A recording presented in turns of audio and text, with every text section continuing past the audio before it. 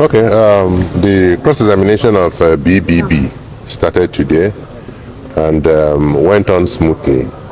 But the defense got to a point where they needed documents to confront the witness. And those documents have been applied for, the CTC have been applied for, but not obtained yet. So based on that, an adjournment was granted to the 21st and 22nd of May. And we pray and hope that we'll get the documents so that we will continue with our cross-examination. So that's essentially what happened. All right. Today is the 14th day of May 2025. And as we all know that our leader, Nnamdi Kanu, appeared in court today. Yes. And as I told us earlier that basically what is going to happen in court today is what they call cross-examination. But I call it question and answer, where Nnamdi Kanu's legal team will ask the Nigerian witness some questions to answer based on, the allegations he has laid against Nnamdi Kanu. And having the question here with me, or should I say some of the questions, I'm not really happy. Oh yes, because it's beginning to look like a child's play. Oh yes, where somebody cannot answer question on what he's, accusing somebody of. Oh yes, look at most of the questions. He's just saying, I don't know, my lord, I don't know. And then I begin to wonder, you don't know and you came to testify. Isn't that crazy? Anyway, the case has been adjourned to the 21st day of May, just in 6 days' time. But I'm going to read out these questions for you. Yes, I'm going to read out these questions for you so that you will see what happened and how he answered the question today. 1. IPOB leader Nnamdi Kanu arrives at Federal High Court, Abuja. 2. Court commences Nnamdi Kanu versus the Federal Government of Nigeria. 3rd. Prosecution Counsel introduces his team of lawyers. 4th. Defense team led by Kanu Agabi introduces his team of lawyers. And they are Onyinyechi Benson, Okon Etuf, Emeka Etiaba, Mena Adu, Joseph Akobo, Uchenna Joko, Aloy Ejimako, Pan Ejiofo, Maxwell Okpara, Patrick Agazi, Chika Udomena, Mandela Umegwurugu, Mary Francis Oji, Uchenna Ege. The 5th one, Nnamdi Kanu defense team comes from all parts of Nigeria, demonstrating how much they love him. The 6th, defense, we are ready for cross-examinations. 7th, witness called in. 8th, the prosecution requested permission to ask one more question to the government witness, which was granted. The 9th, the question was whether he had an additional document related to Ahmed Gulak's death.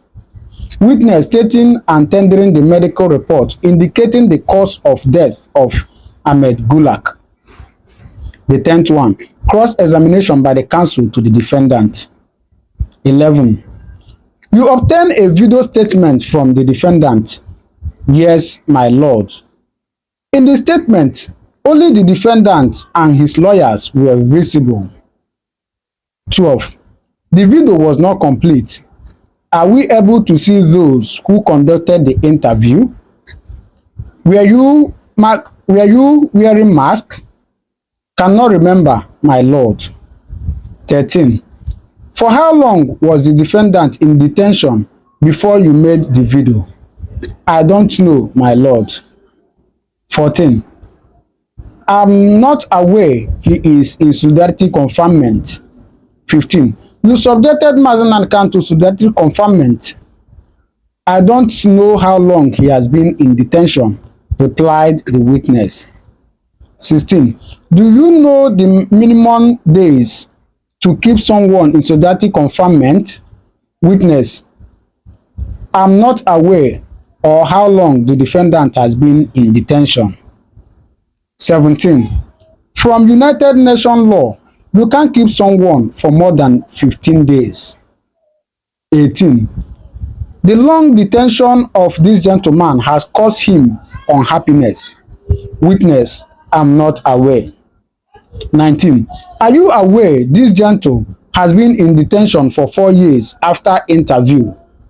Defendant has become very unhappy and frustrated.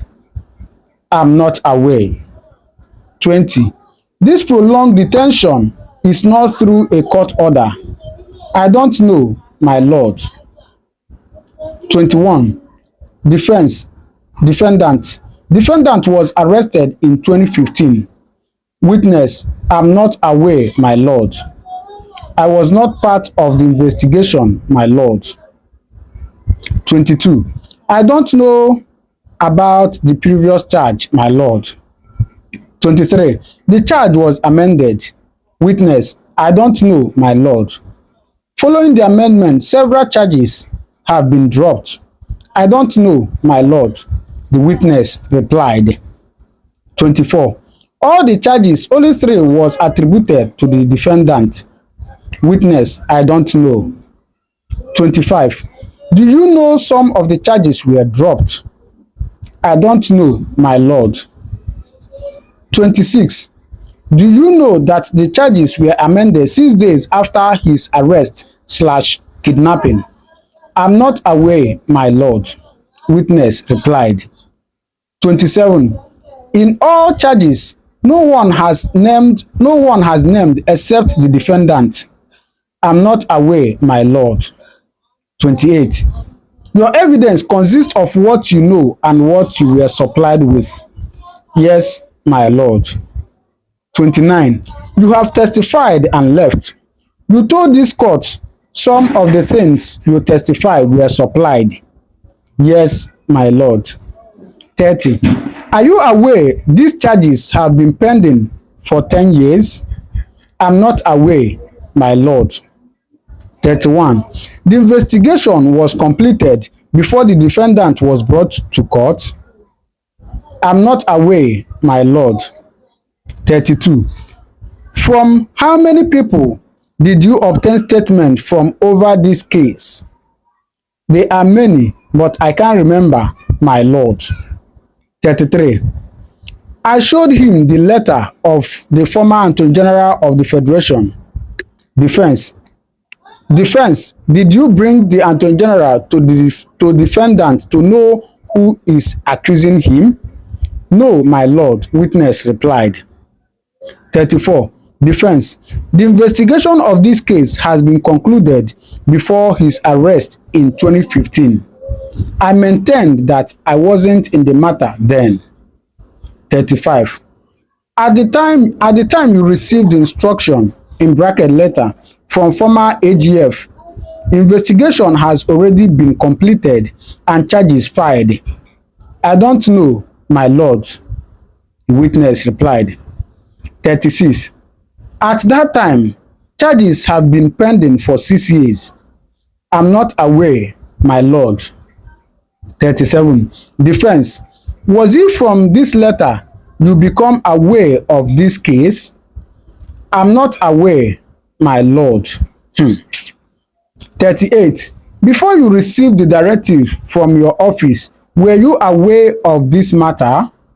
I don't know, my lord. 39. In the letter, the AGF complained about the complaints he has received. What was the response of your office? I don't know, my lord. 40. The only investigation you concluded was about the video interview. It was not so, my lord. But I put it to you, you did not conduct any other interview. I did, but the doors are in my office. Everyone in court just laughed out. Allow me to laugh too. Now, 41. After you received the AGF's directives, the charges were again amended. I am just an investigator. I am not aware of the content of the charges, my lord. 42. I put it to you that charges remain the same after the directives of the AGF. I don't know how, my lord, witness replied. 53. In that directives, the AGF already had given you his conclusion. Did you issue report after that investigation? Yes, witness replied. 54. Now, I put it to you that you were influenced by AGF letter. No, my lord. 55. Southwest governors came together and agreed to form a vigilante group. I'm aware the governors did so. Did you get a letter from AGF to complain about the killings of innocent people? 56. I'm aware the Southwest governors formed Omoteku. 57. Case adjourned to 21st and 22nd of May 2025. All right.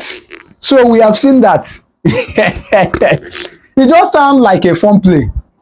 Honestly, it just sounds like a fun play where they will be asking you a question based on what you have testified, and you are saying, I don't know, I don't know, I don't know. In fact, at some point, the judge is burst into laughter. Everybody started laughing. Isn't that funny? No, isn't that funny? Anyway, let me allow you to watch this analysis, after which you drop your comment on the comment section what you think about this video. Anybody could have done what Nnamdi Kanu is doing, but most Nigerians are cowards. Understand me? So we should commend him for his bravery. We should commend him for his courage. DSS has itemized what they got from him. We didn't hear that arms and ammunition we are gotten from him, which is even a surprise to me, because the Nigerian police do plant guns in people's houses. They do plant guns in people's offices. Understand me? They shoot innocent people, get a pistol and put it on top of the person and say he or she was caught with arms. Understand me? That he was killed in a self-defense. So I'm even surprised that they did not say that bazooka, or understand me, was found in his possession, because this is the kind of corrupt security agencies that we have. So the things that they found on him did not in any way constitute terrorism when we define what terrorism is. Understand? Government is presenting their own. There will be a counter decision. So let's see how. When Tinubu entered that Sorok, was it not when Sodibo and Shore were released? Is that not so if Igbo man don't ever enter Sorok, then be saying Nnamdi Kanu go continue. Why not? They cannot. It's not possible. Shore had been pampered, and I told you before, he is Tinubu's boy. That is why that guy. The same Shore where they attack for this leave this thing. Marathon where they run. I said leave that thing. The same Shore where they attack for this marathon where they. Leave that thing. Leave that thing. Now you saying a Tinubu boy. Why did you go and sit where the government? Okay, so because he's Iranian governor, now make a Tinubu boy. Hold on. All the cases have been happening over the years. Why have you not gone in for any of them? Why have you not gone in for any of them? Tell me. After all the gara, they will release it. Please, can anybody tell me anywhere in the world where IPOB has been proscribed as a terrorist organization? How come it is only Buhari and his brothers? This prosecution came under Buhari and he didn't want to mention his kinsmen as a terrorist group. So when you add all this thing together, you will now see that there is injustice against Nnamdi Kanu. It has spread to every Igbo man. Precious, I have not seen one single reason, except that what? The Igbo don't like injustice. Nothing else. They don't like. But by the inside the Igbo land, injustice no day. That's the question. Hold on. Because the leaders of Igbo land also they do injustice to their fellow Igbo people. The way they develop their region, that will not be injustice. Listen very well. Sir. Don't conclude. Sorry, sir. Now, the problem the Igbos have with every other part of them is because of this injustice, and then two, we don't like hero worship. If you want an Igbo man to come and lick your boot, it will never happen. They are the most diligent, the most peaceful ethnic group in Nigeria. And they were not bad until these people came into Igbo land. Yes. Na person make them bad. Exactly. How? They took advantage of Kidnapping is not in our culture now. It wasn't. Is there anybody where did their culture? Of course, you know the people who were doing it. The people from Niger Delta, they started the block kidnapping the white men because of degradation. So you mean say kidnapping the blood of Niger Delta people? I said they started it in Nigeria. Hey! Everybody know. In fact, militancy started there. That was why they gave them amnesty. Militancy started in Niger Delta. And you and I know the reason. So then if they ask you the occupation of Niger Delta people, go say na militancy. I say most of their boys, what are they doing? And kidnapping. What else they cannot farm, they cannot fish. Their land has been messed up. So what do you think they will do So next? farming and fishing not be part of your occupation anymore? I said na militancy and kidnapping. Because those things have been taken out of them. They resorted to telling kidnapping Oyibos and other prominent Niger Delta before for spoiling their land. So people where they Shagamu forest now where they kidnap Niger Delta people? I said they started it. These other people now copied it. Which other people? This other part of the country, these other young men in the other part of the they now took advantage. And yes, and now so Niger Delta set example. Upgraded it. Yes, that's what I'm telling you. From history, it started in Niger Delta. That means the Igbo boys say they kidnap now where they do organ harvesting. They learn them from the land. Yes, so to do Ogwego, money medicine, jazz, and to get quick rich. Now Igbo man, Niger Delta people, Igbo people learn from. We are talking of kidnapping. We are doing Ogwego and what they are talking of kidnapping. And militancy. So when they do organ harvesting, not be kidnapped, they kidnap people. They do organ harvesting. Militancy. We want to. Barrister Darlington, when they kidnap people, organ harvesting, not be kidnap the first kidnap person before they even do organ harvesting. If they do money medicine to use person do money, ritual killing, not be kidnapped, they kidnap people they use do ritual killing. Hold on. So how did the kidnap start that they will use it and do money ritual killing? Well. Look, let us not miss of this, please. Okay, sir. Kidnapping and militancy started in Niger Delta. And I'm giving you the reason. But I'm telling you that they not copied it. So this thing they started in Niger Delta. When they gave them amnesty and the thing stopped, these other people now felt that so to copy in ritual killing from Niger Delta. Did you say ritual killing here now? We are talking about ritual killing. They start by kidnapping the person. Please don't mix it up. We are not okay, that kind of kidnapping another branch. We are not talking of ritual killing here now. We are talking of militancy and kidnapping for ransom. Okay, sir. Militancy and kidnapping for ransom. It did not mention ransom before. That was what they were making money out of it now. No problem. It was from there now that when they gave them amnesty, the thing now stopped in Niger Delta. Then these other boys who felt that they had been left out now took it from them. That was how we started. Something started somewhere. You must go to the origin of anything that you are talking you are trying to discuss. All right, so by in a nutshell, they upgraded it. In a nutshell, any ECN person will kidnap or anything, or any IP will kidnap, then learn them from Niger Delta. It started there. It started in Niger Delta. Yes, it started. Thank you. Yes, and I tell you the reason. I gave you the reason because the boys have nothing to do. Their land have been messed up. They can't farm. They can't fish. All right, you have seen it. Thank you very much. You can do well to drop your comment on the comment section what to think about this video. All right, thank you. I'll see you in my next video. God bless you.